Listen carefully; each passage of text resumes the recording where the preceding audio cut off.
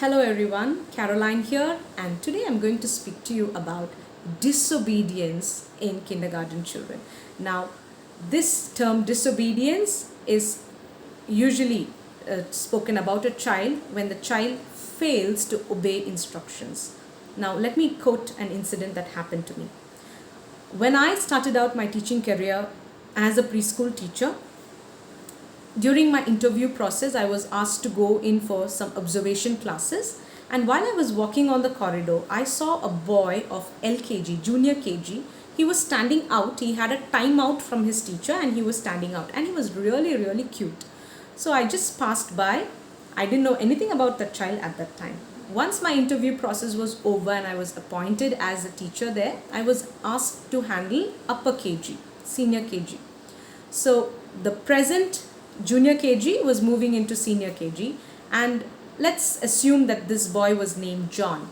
None of the teachers in senior KG wanted to have him in their class. My co-teachers refused to have John in their class. They said, I can't handle him. So I said, okay, because I didn't know who the child was, who they were talking about, and I really didn't know what the issue was. I said, okay, I'll have him. Since nobody wants to have the child, I'll have him in my class.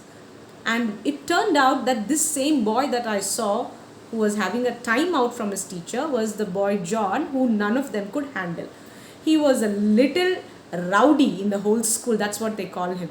Okay. And he has problems listening to instructions. If you ask him to sit, if you tell him, John, sit still for 5 minutes, you would not find him in his chair. If you tell him, John, look at the board, I'm going to show you something, just look at the board, he would turn the chair and face the class in the opposite direction and would refuse to look at the board. So this happened with me also. Initially, I was a little worried. I was like, how am I going to handle him? And co-teachers were like, see, I told you, you can't handle him. People can't handle him. He's different. I was very stressed out. And it so happened that once, when I was showing them a PowerPoint presentation about animals and introducing them to wild animals and domestic animals, this guy John, this little boy, was rolling around on the floor at the end of the classroom. So I noticed that and I said, okay, enough is enough. And I said, John, and I displayed a picture and I said, what is this? You're going to tell me what this animal is called.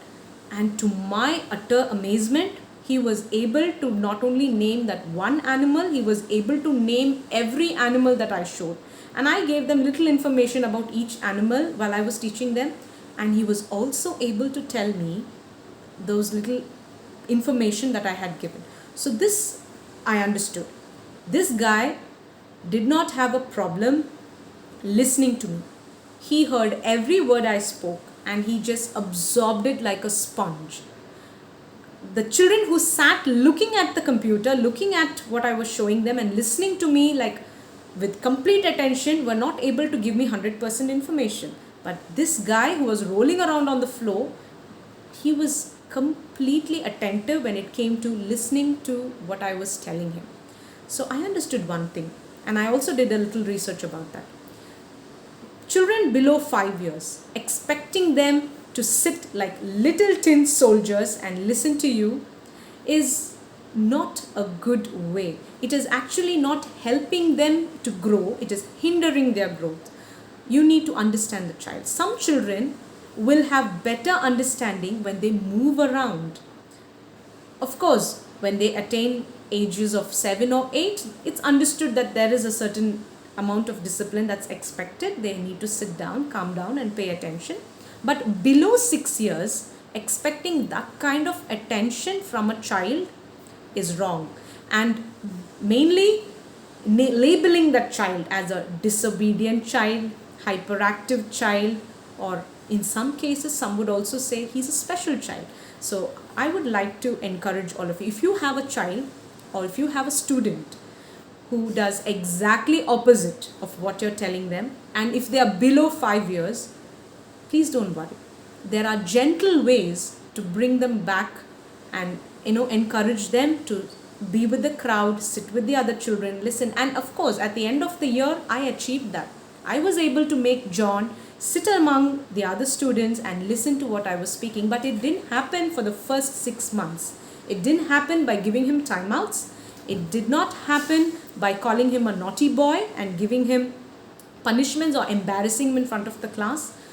It takes a lot of understanding between you and the child. And when you understand the child, when you understand his psychology better, you will know the right time when you can transition from allowing him to do what he wants and then reining in a little and saying, okay, John, that's enough. Now I think you could come and sit down here and you're going to listen to me for 5 minutes. 5 minutes, I expect you to sit and listen to me. And the child will listen to you. But it takes a lot of understanding from your side, okay? Giving them the attention that they need, allowing them the freedom initially when they want to do what they want to do. Give them the freedom. They will come around. You will win their confidence and trust. They will start loving you and they will want to please you. They will want to do things for you because your love matters to them. They want to, feel special. They want to feel like you trust them and you are happy with them. They would come to that stage, but it would not happen initially. And never insult the child. Never tell the child you are a naughty boy. Never tell the child you are a disobedient boy. Do not say that to the child. It will definitely break your relationship with the child. So if this helps you in any way, and if you have a child, as a parent, if you have a child similar to this, or if you are a teacher and you have a child in your class who resembles this child, please have patience. Do not lose heart. Do not label the child. Do not insult the child. And do not call the child a disobedient child. So I'll see you again in another video with another story or another experience. So until then, bye.